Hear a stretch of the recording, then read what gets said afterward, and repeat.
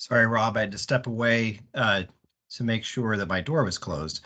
I think we may need to wait just another minute or so for quorum, but I think we should need more than just another person, I believe. That's kind of what I'm reading too. Yeah.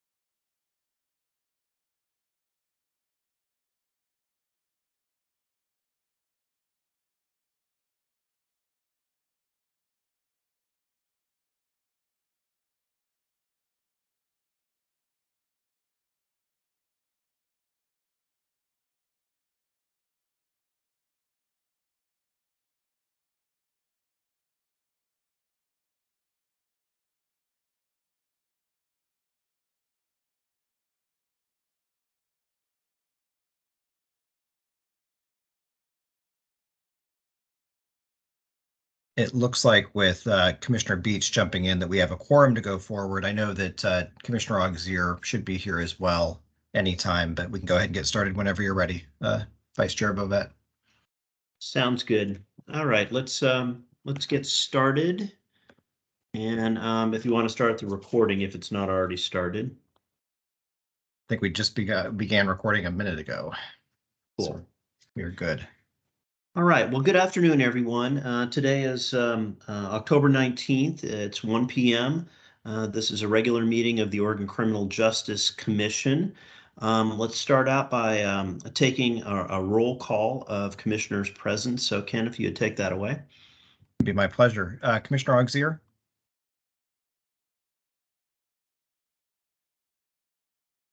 Oh, well, we couldn't hear you, but I could see you saying present. We can see him. Yes. Yeah, present. He is present. There you are. Sorry. Perfect. Commissioner Beach? Present. Vice Chair Bovet? Present. Commissioner Freeman? Commissioner Camphy? Present. Commissioner Solomon? Present. Senator Przansky? Representative Lewis? Present. And Chair Brooks. All right, well, we do have Vice Chair Bovet a quorum to move forward, so I'll turn it over to you.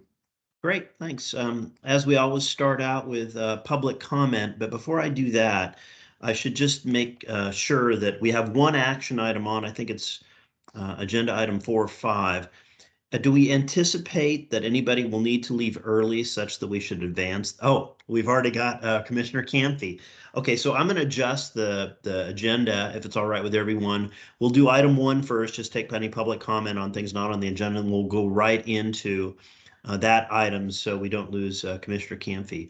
And then I think she has other things she might want to add as well. So why don't we start off, as we always do, with a public comment. If is there any member of the public that wants to provide input to the Oregon Criminal Justice Commission on anything that's not on our agenda, we generally allocate a few minutes for that if there is anyone. And if you could just raise your hand if you would like to say something to the commission. And not seeing anything, why don't we skip ahead then to, they're not numbered, but it's the item that Ian Davidson is walking us through relating to grant award decisions for the JRI capacity building grants. So if we could take that one first, Ian, we'll make sure we have a quorum for a decision. Great. Good afternoon, commissioners. My name is Ian Davidson. I am the Justice Reinvestment Program Manager. And as Vice Chair Bovet just mentioned, I am presenting on the capacity building grant. And so as a little bit of background, last year, actually last fall, the Criminal Justice Commission set aside $600,000 of justice reinvestment grant funding to set up what ultimately became the capacity building grant. And this grant is designed, as per your intentions, to empower counties to understand, build, and apply cultural responsiveness and equity in their existing justice reinvestment grant programs. And as part of the solicitation, we invited counties to apply for funding in either $35,000 amounts or $50,000 amounts if they applied as a partnership of multiple counties. Each county that did submit an application submitted it as a solo entity, so just the $35,000 request. And we really streamlined the applications, and so we gave each county an opportunity to choose one of two options to apply for. One was to build and execute on an equity action plan specific to the criminal legal system in their county, and then the second was option B, which was to enhance the provision of a culturally responsive service. Most counties, as you'll see in a moment, requested funding for option A, the development and execution of an equity action plan. So if it's okay with you all, I'll go ahead and dive right into the applications themselves. So the first one, thank you. The first one, and I'm just going alphabetical. All of these 11 counties were recommended for full funding, and there was enough funding to fully fund their requests. So the Grant Review Committee, when they met last month, they reviewed these 11 applications, the first of which was Clackamas County. They're requesting $35,000 to contract with the National Policy Consensus Center located in Portland State University to facilitate recommendation developed in a collaborative assessment of their local public safety coordinating council. They've been working with NPCC for now the better part of a year. And so this would be a continuation of that work. As a result of this work, the consultant will help the LPSC determine framework for data sharing, how to collaborate across the different agencies and with community partners. They'll determine a shared language for diversity, equity, and inclusion efforts. They'll also determine what community representation on their LPSC should look like and which data are useful to share. In the applications, we also asked counties to identify how this effort might fit into broader countywide goals. And so for Clackamas County, this will help them meet two of its strategic priorities that they have identified. For Columbia County, similarly, they requested $35,000 for consultant services, and the consultant will research and identify areas where the county's diversity, equity, and inclusion efforts can be improved. They'll help them develop an equity action plan and make recommendations on how to execute that plan. They will also identify marginalized populations and the obstacles to serving those populations. And this aligns with the Board of Commissioners adopted resolution in support of racial equity in 2020.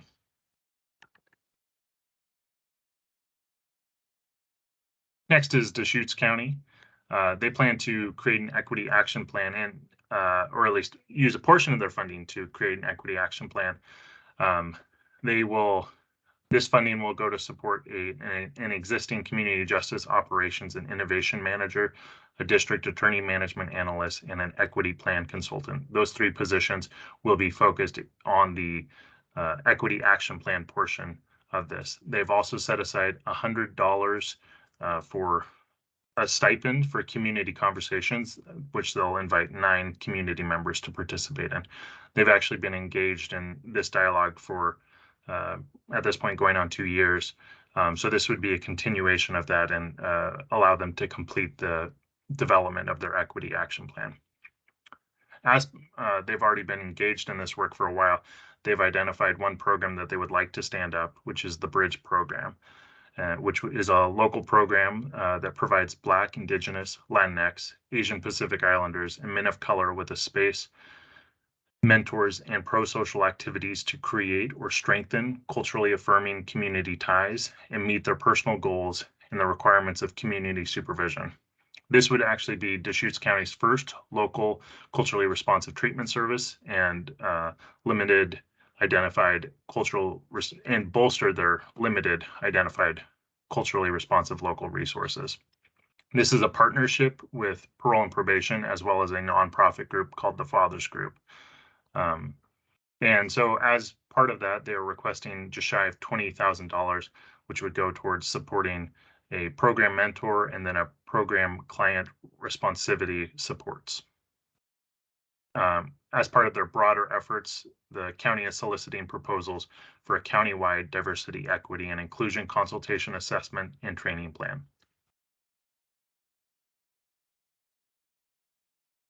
For Douglas County, they are asking for just shy of $18,000 for to contract with the National Policy Consensus Center, which Clackamas County is doing, to conduct a diversity, equity, and inclusion project analysis. So the NPCC will interview LPSC members to learn perspectives on equity-related issues, including department operations. And then they will, and I should mention here that those interviews will be anonymous, which will allow for more candid conversations and a clearer analysis, which will then form the basis of this report that NPCC will develop, which the county will use as a self-assessment and as a general roadmap for next steps. More broadly speaking, this funding will facilitate further collaboration with their local CCO, Umpqua Health Alliance, which is embarking on a significant equity-related efforts. Jackson County is hoping to hire a cultural agility trainer / coach / mentor. They will offer 16 hours of cultural agility training to all new employees, 20 hours of consultation to leaders and department champions within the Department of Community Justice, and then 6 hours of group teaching sessions to these champions to enable them to facilitate smaller project-oriented groups. They're also asking for $12,500 to build a demographic dashboard. This will be a near instantaneous dashboard that will reflect the current population of community justice clients to ensure that community justice is using equitable and responsive practices based on gender and race. Lastly, Community Justice has partnered with several agencies, programs, and individuals. For Lane County, they're hiring, they are requesting to use $35,000 to hire an equity consultant. This consultant will have 3 main goals.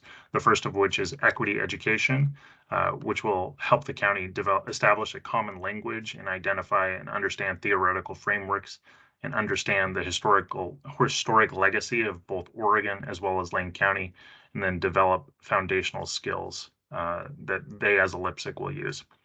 Next is praxis coaching, which will provide the LPSC members support as they put these concepts into practice with each other and within their home agencies and organizations within and throughout Lane County. The last piece will be the development of the Equity Action Plan, which will serve as the blueprint for both midterm and near-term action as they work towards developing a equitable community. This fits more broadly into Lane County's work to advance racial equity and the development and the existing steps identified in the county racial equity action plan.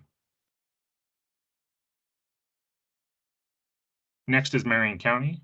They're asking $35,000 for a diversity, equity, and inclusion consultant to assist the Community Corrections Division, which within the Sheriff's Office, with the development of an equity action plan.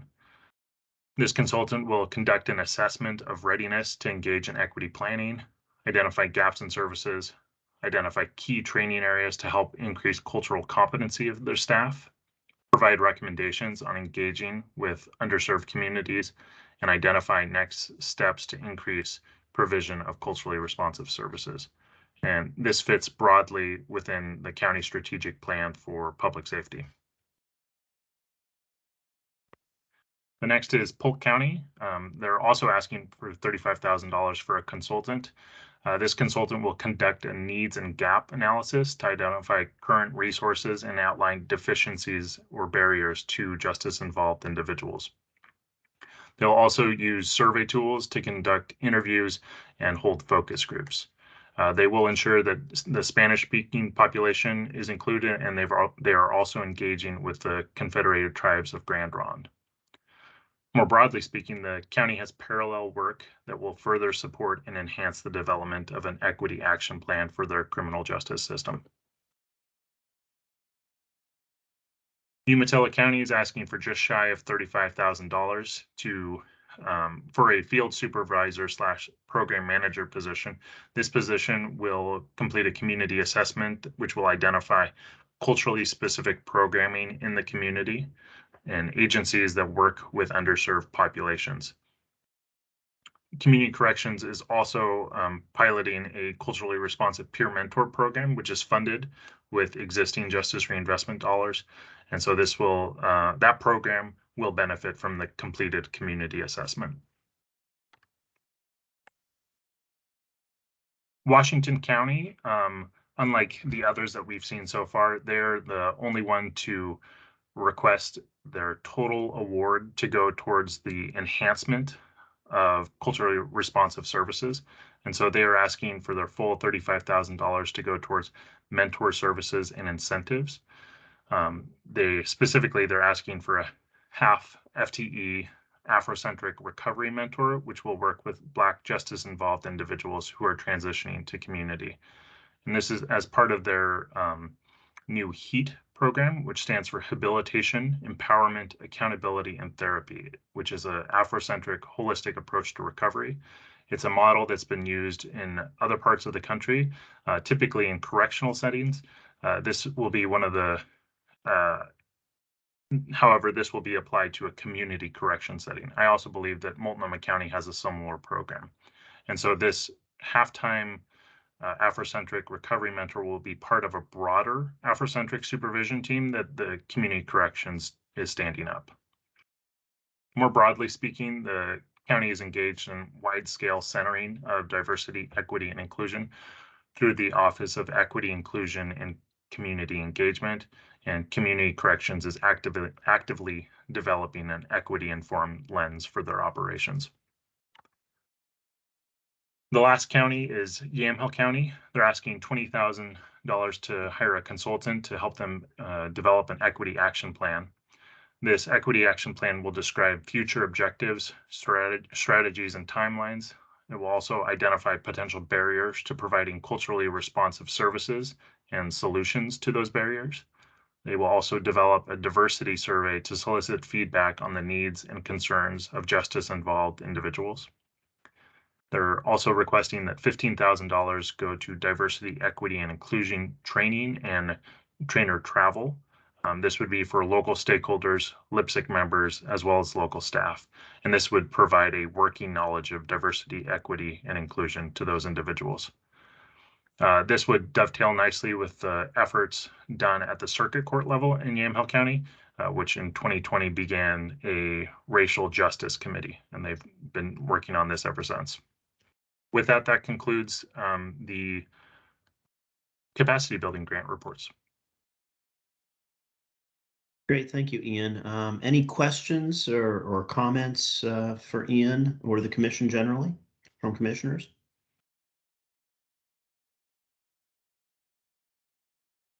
Not seeing any hands raised or anything. I'll just add my, okay, go ahead, Commissioner Beach. Thank you.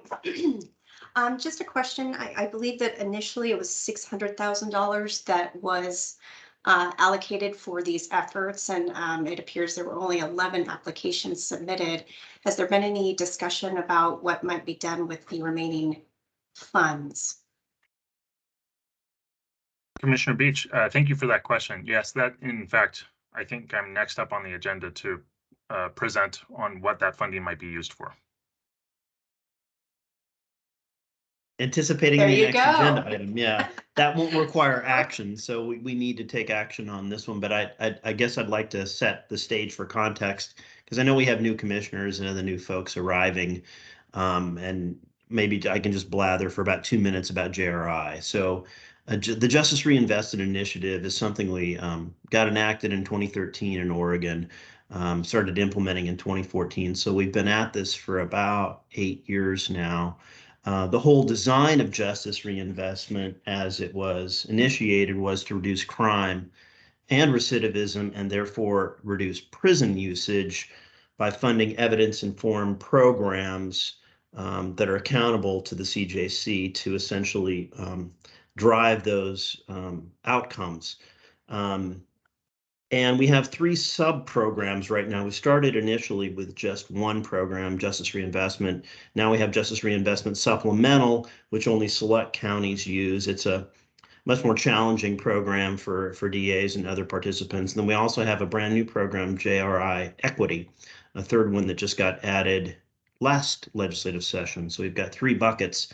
As I understand it, this particular $600,000 was allocated or recommended to be suballocated by the JRI Review Committee to help with actually the first original bucket, the baseline grants to help counties suss out and assess how they can reach more difficult to reach communities and get more of the justice reinvestment, good bang for the buck in terms of reducing crime and recidivism and reducing prison usage, therefore. So the idea here on these small grants is to allow our grantees, CJC's grantees, to look and see how they can reach into more difficult to reach communities to get the JRI results that we're looking for, that I think have been pretty successful thus far. So that's just my ad hominem kind of catch up how we got here.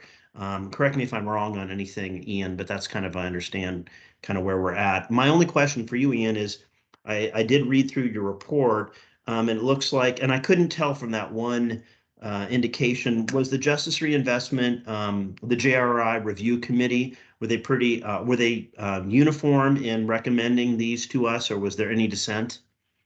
No dissent, and the only comments offered were highly favorable.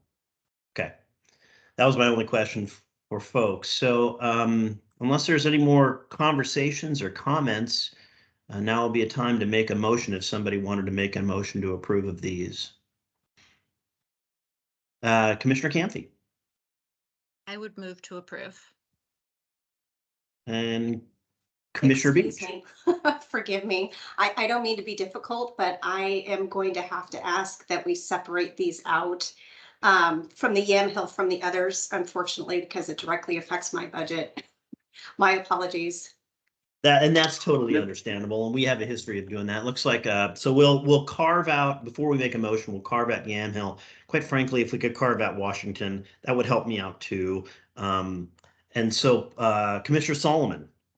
Yes, and I would request that we carve out Lane County as well, as I chair Lane County's LIPSIC. Understandable. And, you know, this is normal stuff at CJC. So it looks like we're going to need 4 motions so far, unless Commissioner Auxier has something more to add. You can guess where this is going. We do Columbia County as well. Okay, so let's do 5 motions then, if that's all right. Before we do any of the motions, any other conversation or comments that we want to make before we have a motion? We can have further discussion after a motion in a second as well. If not, does somebody want to make a motion to approve of all of these proposed grant awards except for Yamhill, Washington Lane, and Columbia County?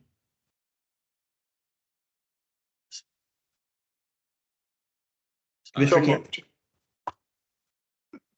Thank you, Vice Chair. I will move to approve all of the grant awards except for Lane, Columbia, Washington, and Yamhill counties. Is there a second to that motion?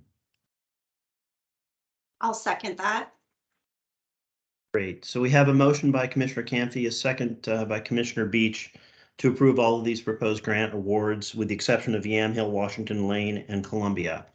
Is there any further discussion on that motion? Not seeing any. If you want to take the roll, Ken. No problem. Commissioner Auxier,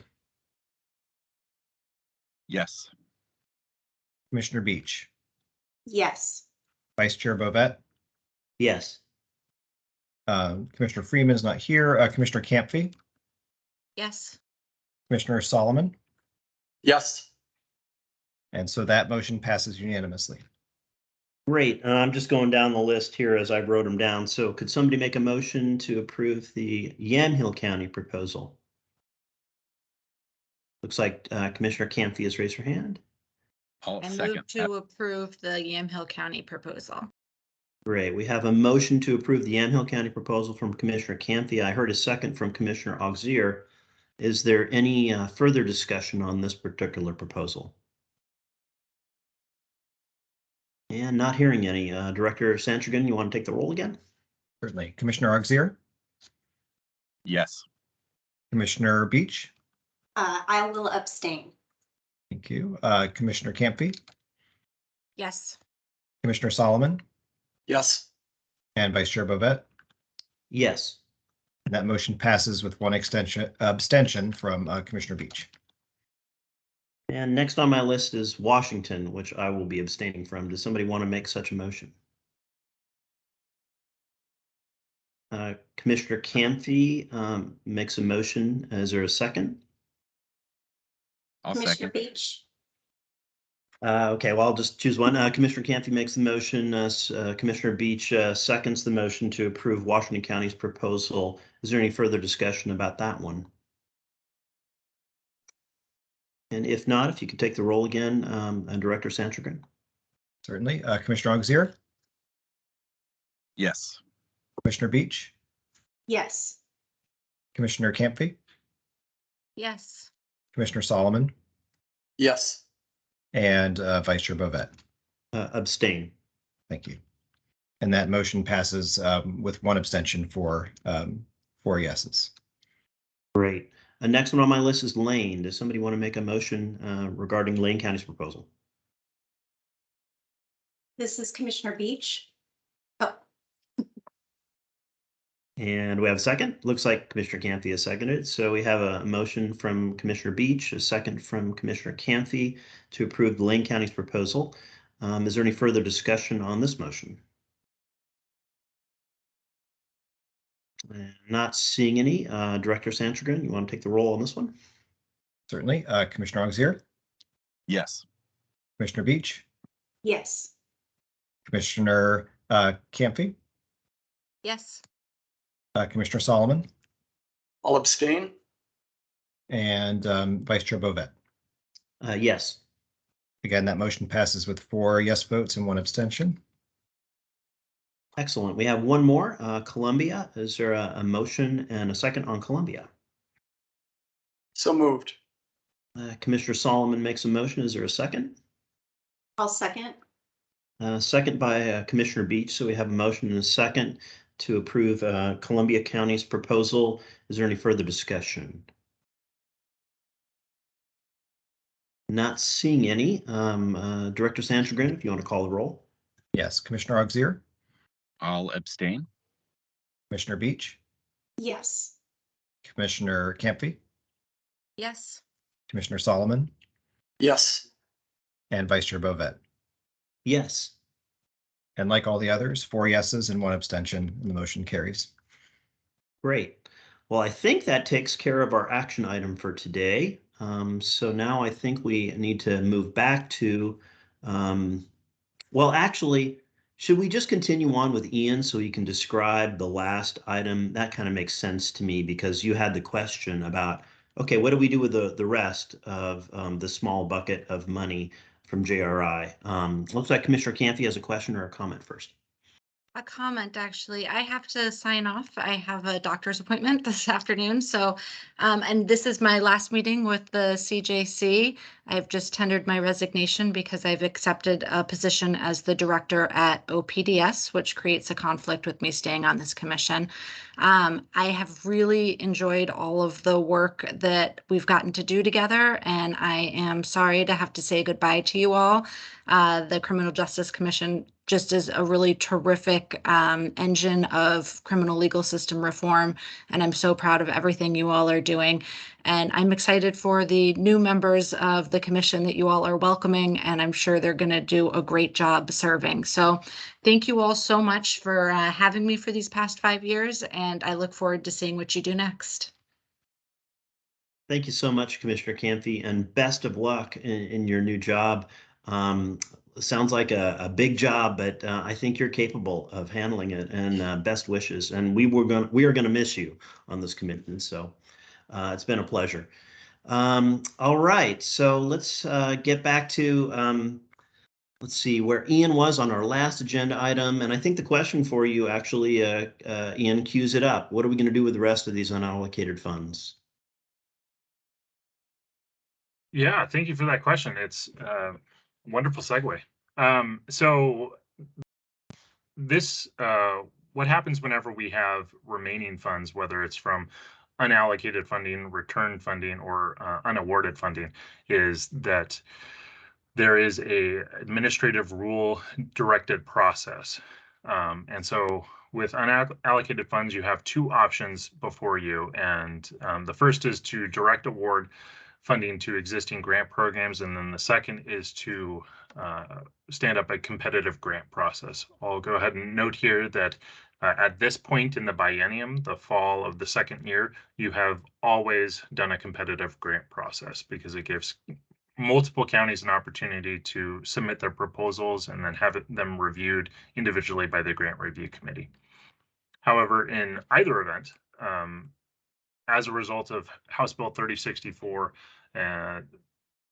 if funds would otherwise have been awarded to a county program, in other words, not returned or unawarded funds, then priority distribution will go to counties funding programs for historically underserved communities.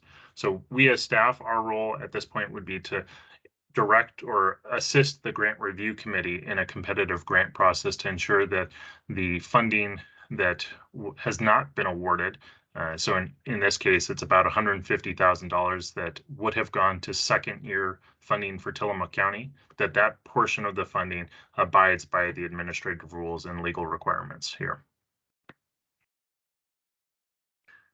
In terms of how much we're looking at, there are several sources of funding that we are looking at. The first of which is the remaining capacity building grant funding. And so that's a little more than $230,000. The second piece is the unallocated grant funding that would have otherwise gone to second year funding for Tillamook County, which is a little more than $150,000. And then there is a TBD amount in that third line, which is funds that may be returned to us. And so in 6 days, we will get our latest expenditure reports from the counties. And so we'll have a better sense of which counties are at pace of spending. We've had communication earlier this month with each of our grantees to let them know that if their spending was below a certain level, we would expect them to communicate with us what their plans are. And we've communicated to them that it's okay to return funds. It does not jeopardize, funding for this next biennium. And in fact, it's better if they return the funds now than if they wait until the end of the biennium when the funds cannot be reallocated to other counties. And so that figure, this total amount, will likely grow. I will, however, note that $28,000 of this funding has already been committed to WARNA training. The WARNA is a risk and needs assessment tool that's gender specific for women that's used widely throughout Oregon and is pretty instrumental in most justice reinvestment programs that have a gender specific component. And so over the years, the capacity for training of this tool has diminished. And so this was an opportunity to bring in someone to do a train the trainer event. So multiple probation officers were able to attend, become trainers for this tool. And so we'll have renewed capacity on ensuring that every probation officer that needs this training will be able to receive this training. And so with these known sources of funding, the already committed amount of funds, we're left with a total known funding amount of $355,000. That figure will likely climb, but it is the floor as we consider funding. And so unless the commission has any concerns otherwise, we as staff will move forward with the competitive grant process in the next several weeks, if not month, and then proceed with a competitive grant process for this supplemental round of funding. Great, thank you, Ian. Does anybody have any questions or comments for Ian on what's left, getting down to six figures now? No questions, looks like, Ian. So I think we'll thank you very much, and we'll head back up to, I guess, the top of the agenda. Let's see, we have agency updates from Director Sanchagrin.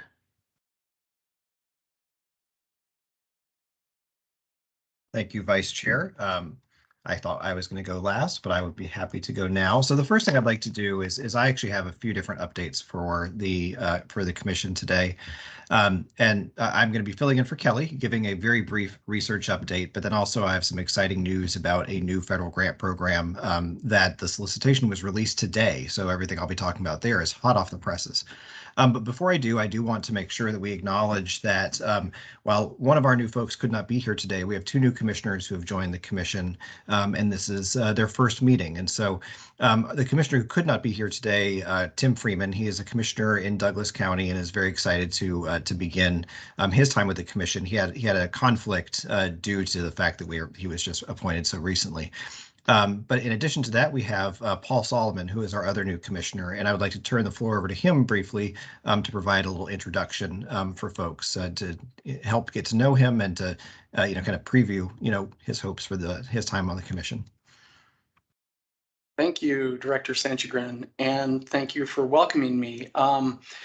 I am a person with lived experience in the criminal justice system who has been working in reentry for the last 20 plus years. I'm the executive director at Sponsors, a nationally recognized reentry program based in Lane County.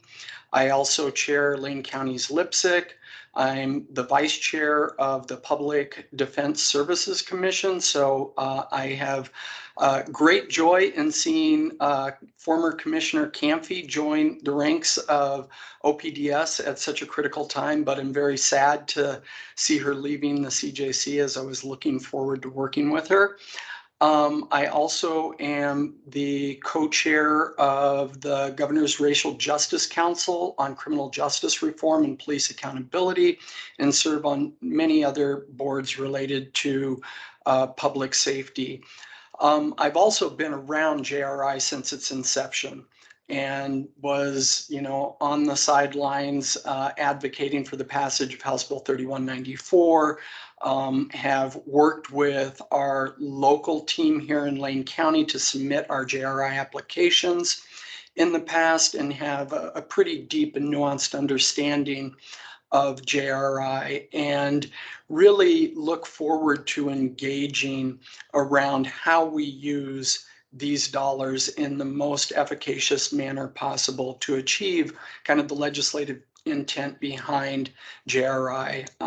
And with that, I'm just really excited to be a part of this commission. So thank you for having me, and I look forward to being an integral part of this work moving forward.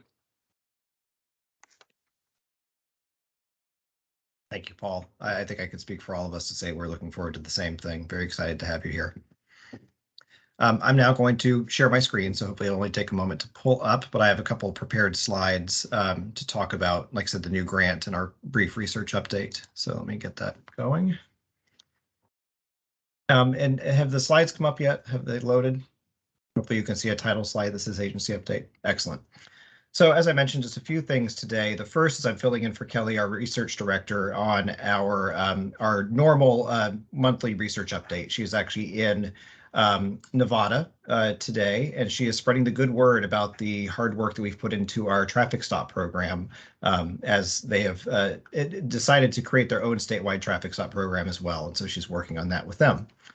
But here are the updates that Kelly was going to provide. The first is that the annual Uniform Crime Report data that includes the release of the full 2021 annual data, as well as the initial 2022 first 6-month crime data, was released during the first week of October. And consistent with our past practice here at CJC, we took the information that we got from the FBI, we tried to distill it down into some of the most kind of key and important trends that we're seeing in the data, and we released a short 2-page write-up on that's available on our website. I wanted to include the primary takeaways here on our side as well, so that you can see the patterns that we are viewing here at the commission when we look at our UCR data. The first is you can look at the table that is on the top right-hand side of this slide, and that includes information on the year-over-year changes to violent crime and violent index crime and property index crime, both within Oregon and in the United States. And so we can see that from 2020 to 2021, while violent crime fell ever so slightly across the country, in Oregon, violent crime increased by almost 12%. Property crime, both in Oregon and in the United States, was down, although in Oregon it was more flat than it was down, whereas in the US it was down just a few percentage points. We can also look at the first 6-month view for 2022, which is contained on the bottom right-hand part of your slide. That data is only collected for cities that are have populations of over 100,000 individuals within the state. And so we're really able to get down and look at some changes across our different large cities in the state. And as you can see, there's a little bit of a pattern divergence here. We could look at property crime first and see that overall, while property crime has been either falling or flat for many of our recent years, in the first 6 months of 2022 compared to the first 6 months of 2021, we see an almost 25% increase in total in property crime across the state. The patterns are a little bit different when you look city by city. You could look at Bend, for example, that did not see an increase at all. In fact, it had the exact same amount of property crime reports year over year compared to some of our other cities like Hillsborough that saw a pretty substantial increase. When it comes to violent crime, there's also a little bit of a mixed bag. We can see that while some cities were increasing in violent crime, including Bend and Portland and Salem, we can see that in Eugene and Hillsborough, violent crime was down. And so the overall percent change in violent crime, in a little bit of a departure from overall 2021, was a slowing to the increase that we've seen over the past year or so. So if you'd like some more information, that full write-up is on our website, and I'd be happy to circulate that to the commission too if folks are interested in seeing that. The second thing to mention is that our annual stop report will be released in December. We've begun outreach to agencies. We're in the final preparation phase for that report now, and we'll provide an update to you all when we're a little bit closer to releasing that on some of the data trends that we're seeing. The third thing is that our November recidivism report is in preparation now. This will be a slight departure from our prior recidivism reports because it'll be the first that takes into account Measure 110 impacts on recidivism. And so as we get a little closer to that release, we will provide more information. And finally, we've been awarded a federal Bureau of Justice Assistance Justice Counts grant that is administered by the Council for State Governments. It's a $700,000 grant that is primarily designed to provide capacity within the Criminal Justice Commission to continue to continue to provide increased transparency and data access to criminal justice system measurements across the state. And so that's the fancy way of saying they would like to pay us to try to acquire more data sources that we could display and that we could communicate to stakeholders and citizens within the state. And so we plan on looking at hiring both a temporary researcher and temporary programs individual who would be more of the face of that program, who could do some outreach into areas where we are currently lacking data. And so I'll pause real briefly to see if there are any questions just on the basic research update, and then I'll jump into our next update on one of our new grants. Any commissioners have any comments or questions for Ken? I do, but I'll see if anybody else does. Not seeing any. My own just quick comments, Ken, is I caution everybody whenever I see data sets, and this one has a caution too. And my caution is this is reported crime. So it only takes into account what's been reported by people. So that can vary for other reasons. People cannot report crime for a variety of reasons. That being said, my second comment is we're seeing increases in property and violent crime rates pretty significantly in Oregon. And I think we need to continue to talk about this and what, from the Criminal Justice Commission standpoint, we can do to address some of this. I've been focusing my own efforts around what I view to be a very significant addiction crisis, but we'll save that for another day to talk about. Looks like Commissioner Solomon has some comments as well. Yeah, Director Sanchagrin. So, you know, I always take the UCR data a little bit with a grain of salt, and I know people at the local level often have different interpretations. So a couple of questions. One, I thought I heard something recently about some pretty significant changes to the way UCR is collecting data. I think some big cities are no longer reporting while they're going through some sort of transition process.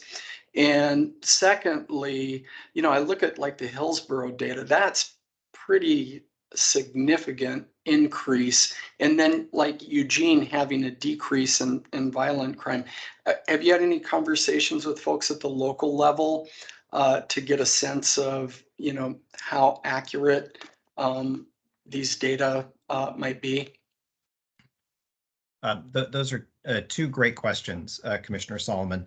The first question, I think the simple answer to it is that yes, there have been some pretty significant program changes over the years. Whether cities participate due to going through one of the upgrades, it really depends on the timing for that city. For example, if you look at our UCR page that we have on our dashboard, you'll see that crime in Oregon, particularly in the metro area, fell substantially in 2015, but that's because as the metro area was going through their upgrade to the current NIBRS system, they did not have a full year of data reporting. The FBI themselves in the release this year have been very cautious in drawing too many conclusions from long-term trends. If you're comparing 2020 to 21 to 22, those comparisons can be relatively consistent, but they really caution you going back more than about 5 years due to a lot of these upgrades, due to the transition from the traditional UCR reporting to NIBRS. And so there are a lot of asterisks that are being put on this data currently. You also identified that there are a lot of cities that have not reported this go around. Due to that, the FBI is actually withholding, especially for the 2022 early release, several states in their entirety because of those reporting issues. You can think of some other Western states like Hawaii, because when Honolulu doesn't report, then it's kind of hard to get Hawaii's total numbers.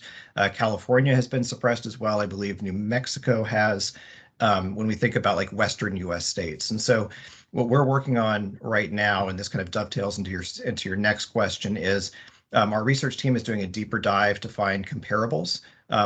Luckily, we know that the state of Washington did report and had good overall reporting rates.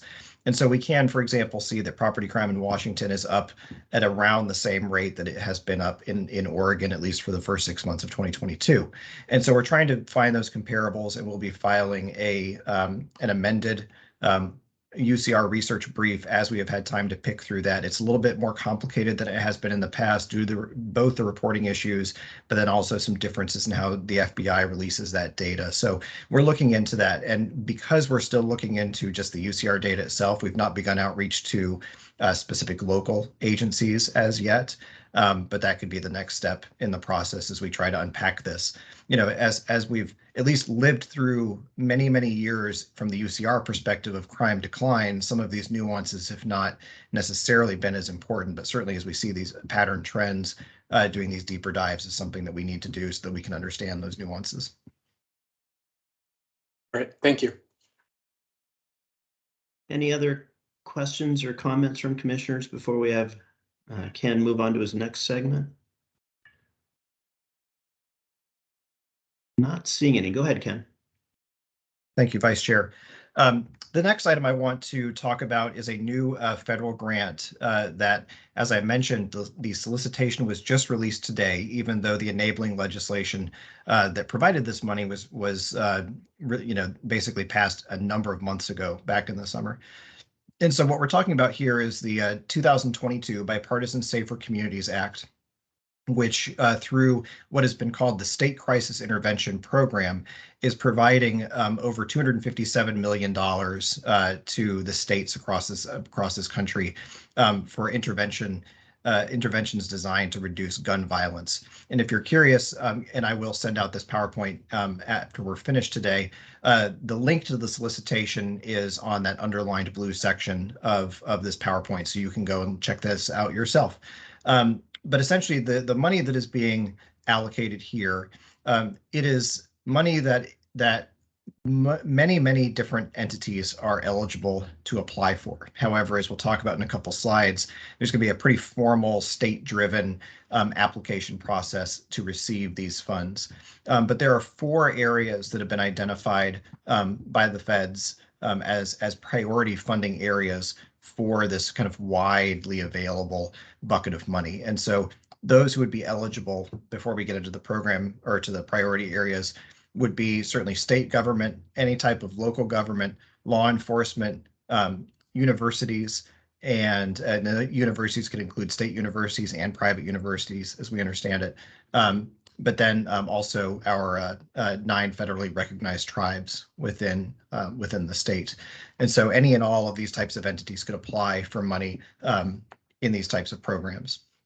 So the priority areas that have been identified, the first one, which we certainly knew was coming, was basically assistance to either implement a new or to enhance an existing extreme risk protection order program within a state, or an ERPO program.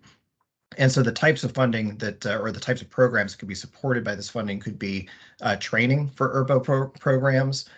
So implementation training for court staff or for family members seeking ERPOs, or first responders who are also involved with folks who are under ERPO orders. Communication, so more public communication, public awareness, education on the availability or the standards that are applied when an extreme risk protection order could be awarded. But there is a very important caveat to any use of this federal money for ERPO implementation or enhancement, and that is that any state electing to utilize funds in this manner must meet very strict due process standards. And that is something that would be reflected through the reporting that our commission would have to provide to the federal government, both on the front end and continuing throughout the life of the program, to demonstrate that due process is being respected through the ERPO process. So the first is ERPOs. The second is what they've termed specialized court-based programs. So that could be anything from a gun violence recovery court that connects clients with local resources, to threat assessment training for judges, prosecutors, and other court personnel, technology and information sharing for law enforcement, courts, and criminal justice system actors. That type of technology would be basically technology that could communicate to these different actors, whether it be a probation officer or a judge or someone else within the process. Basically, it'd be information that would be communicated to them if somebody who is subject to an extreme risk protection order tries to purchase a firearm. Then it would be a system that could ping any of those actors along the way that individual is trying to acquire a gun against a court process that has already occurred. In addition, there could be development of gun violence risk assessment tools. We could also allocate money to expand court capacity to assist individuals who are likely to either commit or become victims of gun crimes. The other 2 priority areas are for behavioral health deflection for at-risk individuals, and that could include assertive community treatment or behavioral health threat assessment programs. Again, technology is another focus. So it could be technology to assist families and patients who are trying to navigate complex mental health systems, support for crisis call centers, crisis mobile teams, stabilization facilities. And then finally, the 4th identified area is support for law enforcement for both safely securing, storing, tracking, but then also returning relinquished firearms. And so that could include gun locks and storage. It could, again, include a software technology. In this instance, it would be to track relinquished guns in order to facilitate their return when appropriate, and then the development of specialized training for officers, and then payment of overtime for attending those trainings.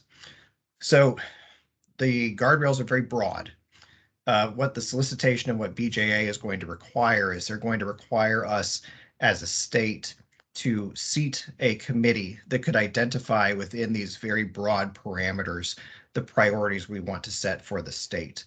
And so the manner that they have asked us to follow or to use is essentially we are required by the solicitation to develop what they call a crisis intervention advisory board. And that is what will both inform our programs and priorities within the state, but then also make funding award decisions. This is something that is brand new as of this morning. We didn't know the BJA was going to require something that was this formalistic.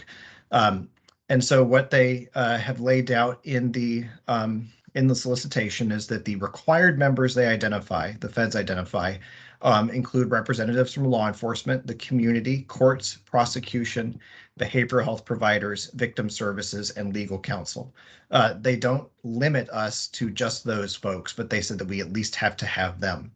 And so CJC staff had already been planning to seat a committee similar to this. And the folks that we had identified that would be in addition to the ones contained in the solicitation would include representatives from the governor's office, the legislature, the judicial department, the Department of Justice, other criminal justice system stakeholders who are relevant to these types of grants, and then local governments since they are eligible to apply. So as I mentioned, the advisory board, it would actually be the approving body for this SCIP program.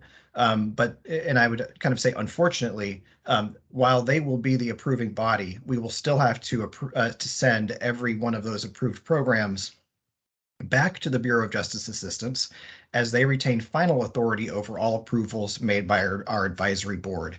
And so when I talk about timeline in a moment, I'll mention why I say unfortunately. It just means that some of this money may not be able to be deployed as quickly as we normally would hope that we could.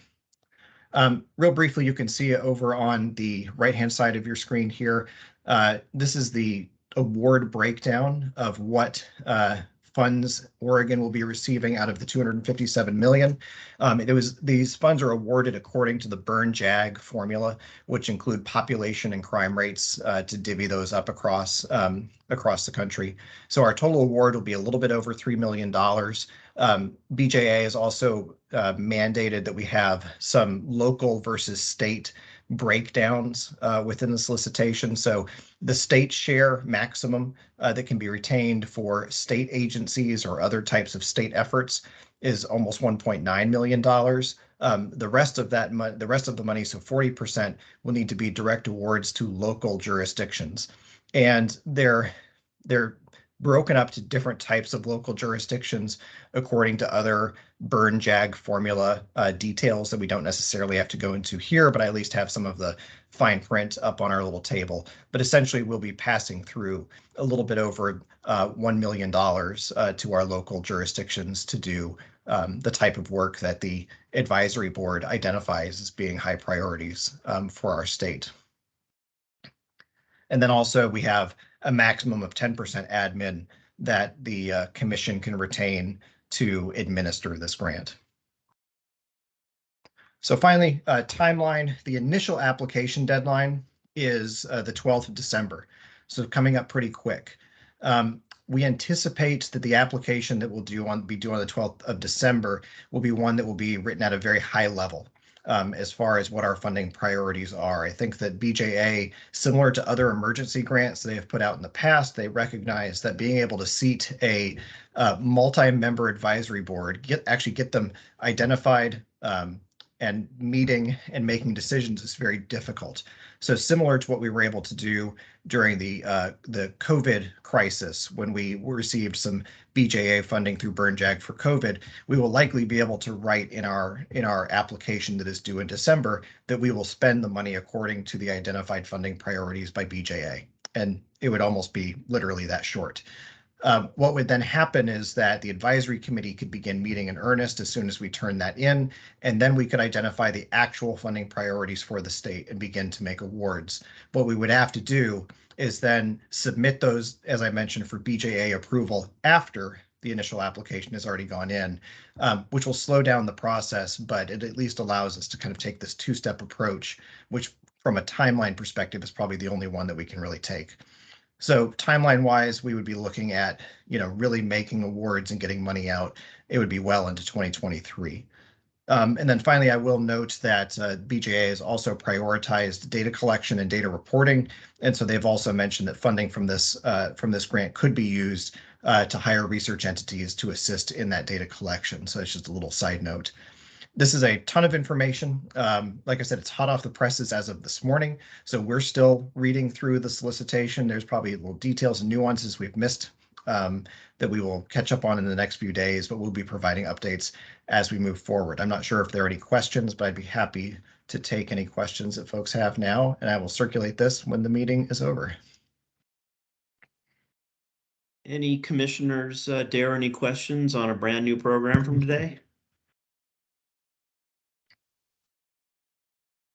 Great information, Ken. Looks like important funding for an important cause, but I'm sure we'll know more as we move forward. Yes, we'll certainly have more to report. I think one thing that is different than what staff was assuming the process would be, we were hoping that the commission itself would be the final decision maker when it came to funding. The solicitation has pretty much closed the door on the commission playing that role. But I think it would be important as we go through and we craft our advisory committee that we have some commission representation there. So I think that's something we could think about. And when we come back at our next meeting, we could perhaps nominate someone or maybe a couple folks who could be representatives there.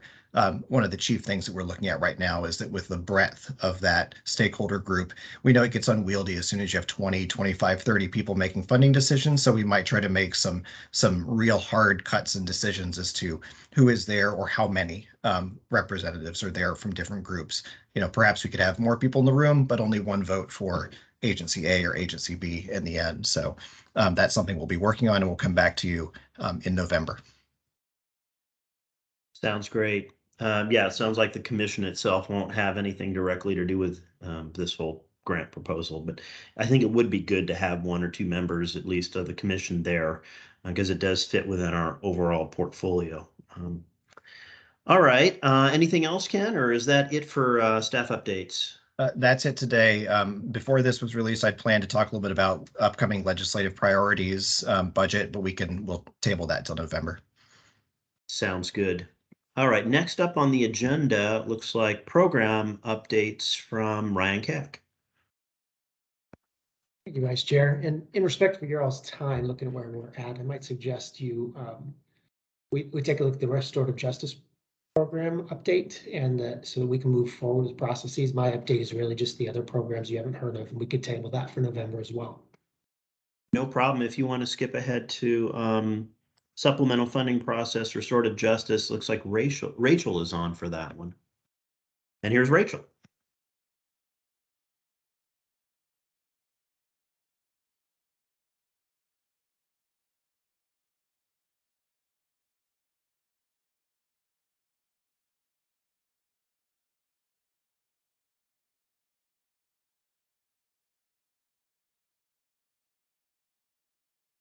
Good afternoon, Commissioners, Vice Chair Bovett. My name is Rachel MacArthur, and I'm a policy analyst for the Criminal Justice Commission. If you all can let me know that you can see this, if it's loaded. Perfect. Okay, so I'm here today just to cover an opportunity for supplemental funding for the Restorative Justice Program and the staff recommendation on a path to move forward in this process. So very similar to what Ian covered in the very beginning of his second presentation, these are the administrative rules that provide guidance on supplemental funds and that process. And the two options, I won't read them word for word, but the two options are to use the unallocated funds to supplement the existing programs or to open a competitive grant solicitation for new applicants. And for the Restorative Justice Program, we have a little under $660,000 available for the supplemental round, and we have talked to both grantees and the Grant Advisory Committee for feedback for these unallocated funds. And from both of these groups and conversations with them, we've had couple of general themes that have emerged for use of these funds, which is adding capacity for their programs through hiring personnel, paying volunteers. A lot of restorative justice programs utilize volunteers, and so having the opportunity to pay volunteers is something that came about. Opportunities for training and technical assistance, as well as establishing or increasing harmed party support funds. And taking into consideration this feedback and in the interest of getting this money out as soon as possible, CJC staff recommends that we allow the current grantees the opportunity to request supplemental funding for their existing programs. Each grantee's request would be capped at an amount commensurate to their initial award. And we would present this to the grant review committee just to ensure that the funds would enhance their current programs as they presented it to the grant advisory committee in the application round. And so that will just make sure that the request for funding meets the same criteria as their original application. And the overall goal is to have these funds dispersed by the end of this year. So Vice Chair Bovet and commissioners, unless you have any specific feedback, staff will move forward with this recommendation. We will then develop a process through which grantees may request supplemental funding, with the anticipation that the funding request will be presented to you all in November, the November 16th meeting. And then we will also be meeting, as mentioned, with the grant advisory committee in that time so that they can ensure that the requests are in line with the original applications. Great. Do any commissioners have any questions or comments on what Rachel presented here on restorative justice? I guess my only quick comment would be to support the staff recommendation here, because as commissioners who are familiar with RJ will understand, this is a pilot program that the legislature gave us a bucket of money to go prove that we could grant out RJ funds and that these programs would actually work and deliver the outcomes that were desired. And we're quickly heading to the 2023 legislative session. So we need to prove stuff up. And so the idea of going out for a new solicitation when there's no time to prove new programs up doesn't make a whole lot of sense to me. And if there's additional funding for existing grantees that could help them essentially prove up their programs so another ask can be made, that just makes sense to me as a practical matter. But happy to hear any other comments or thoughts from other commissioners. And I'm not seeing any, Rachel, so I think you're good with where you're heading. Now, I guess my question is then for Ian, do you want to head back, or I guess it's Ryan, the programs update. Do you want to dig into that now, or do you want to take that over to November? Entirely up to you. I can be quick for sake of just keeping you all in the loop of some of our other programs. And then, of course, if there's other questions or follow-up, we can explore them further in another date if you'd like. I just wanted to take a little bit of opportunity to, as I said, mention the programs that you haven't heard about today or maybe in recent meetings and let you know where those programs were at. Earlier, Vice Chair, you brought up the Justice Reinvestment Equity Program as another leg of the JRI stool. Wanted to let everybody know that that is progressing as anticipated following Senate Bill 1510 in the 2022 session. Northwest Health Foundation was identified as the recipient of that money to then promote or cultivate further programming related to culturally specific organizations and culturally responsive providers. They are moving forward with that and have just recently released their public plan or released publicly, pardon me, their draft plan on how they'll be rolling out their efforts. In a quick summarization, they're going to spend the remainder of the fall and early winter working with the learning community and doing outreach to understand where the needs are, where the priorities exist in their targeted population, and then work towards a grant program of varying sizes that they would open up in May of 2023. They're looking to both bolster existing programs and provide upwards of 27 months worth of funding for existing programs and providers, but also spend a lot of time and work with individuals maybe need planning grants to stand up services, as well as provide what they're calling a capacity building program, where there's focused technical assistance to help those startups in achieving their goals and their anticipated outcomes. So again, Northwest Health Foundation has released that information. We could probably put it in a follow-up if you'd like the link to where that information is listed. As CJC is I guess, involved. We're obligated to do an evaluation of the implementation of this program by that Senate bill. And so we've been working to put that together collaboratively with Northwest Health Foundation. We meet on a regular basis to discuss that evaluation, and particularly the makeup of the stakeholder group that will engage in that process. To help lead us through that evaluation, we are working with Dr. Angela Dye with the University of Oregon School of Law. Some of you may remember she was engaged in the previous Equity Advisory Committee work done with the Justice Reinvestment Program as a result of House Bill 3064 a few years back. And so with familiarity with justice reinvestment, she seemed like a good fit to move forward and look at how justice reinvestment equity comes to fruition. So that is the update on the, I guess I would say that our evaluation and our report on the process and implementation done by Northwest Health is due to the legislature in September of 2024. So that is the target date we're working on with them.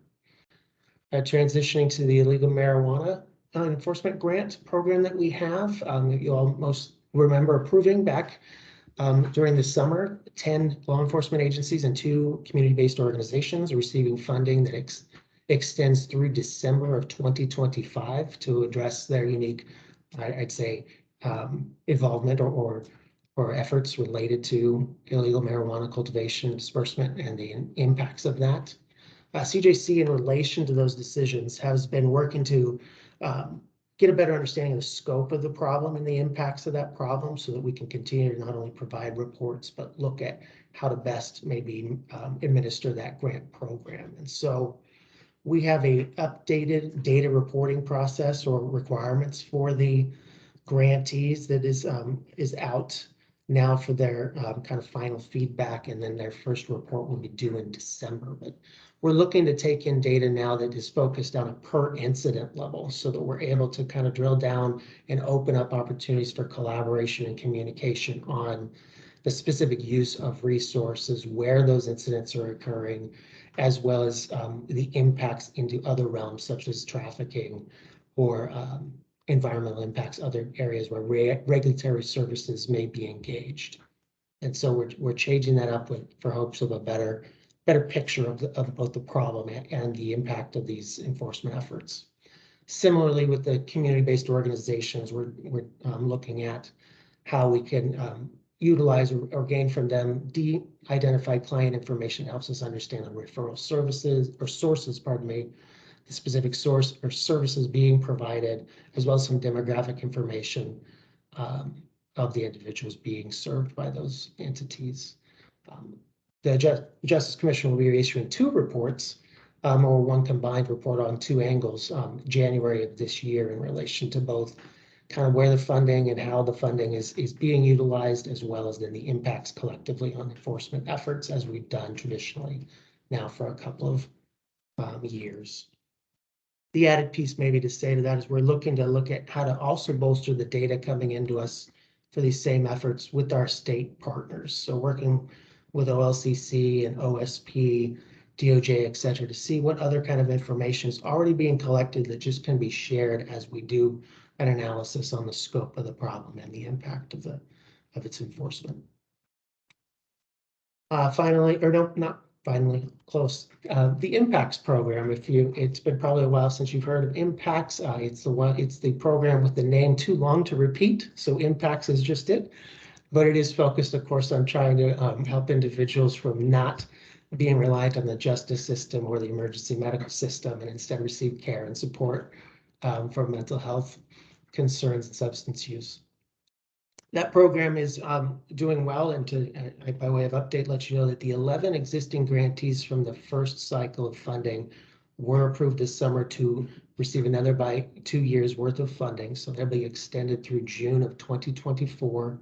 Again, that was 11 grantees, 5 tribes, 6 counties that'll continue and in some cases expand their work into another biennium-ish, right? It kind of offsets a little bit. But we also took in applications for new applicants, and 4 new grantees were approved. Those 4 grantees encompass 5 counties total. There's one consortium. Real quickly, Hood River, Multnomah County, Umatilla-Morrow are working together, and then Wasco County will all received grant awards under the Impacts Program, again, carrying through June of 2024 to work with the particular target population in their communities. There is some unallocated funds as a result of that process this summer that the Grant Review Committee has outlined some ideas for use, and we're currently in the process of surveying the grantees to better understand their needs and their priorities in relationship to some of the Grant Review Committee's interests. And the legislative report related to impacts will again be out in January as well. And then lastly, truly lastly, which is a real quick update, specialty courts grant program is in its kind of standard process at this point of monitoring, reviewing expenditures and adjusting, I guess, within the grantees' needs. But one of the things we're looking and putting a lot of effort into right now is working on improvements to the solicitation process for that. As you probably know, that has grown from what was a few grantees to quite a number of grantees each cycle. We're up to over 50 grantees now in that program. So we're working on ways to improve the efficiency of that solicitation and the target of that solicitation, so that we are focusing in on the adherence to and the sustainment of the Oregon Specialty Court standards and funding associated with it. So that's my quick update. Certainly happy to answer questions, but I know we're past time for y'all today. Any questions or comments from commissioners for Ryan? Not seeing any. Thank you very much, Ryan. I think I'll turn it over to Director Sanchagrin in case he has any final thing he wants us to know about. Otherwise, we'll call this one a day. Ken? Oh, he may have left. All right, well, unless there's other business for the commission that the commissioners want to raise, I think we'll call this one a day. And again, welcome, Commissioner Solomon. Look forward to working with you in the future. We will definitely miss Commissioner Camphy, but we'll watch her as she progresses with her career. And look forward to seeing you all at the next commission meeting. So it is 2:16 and we are adjourned.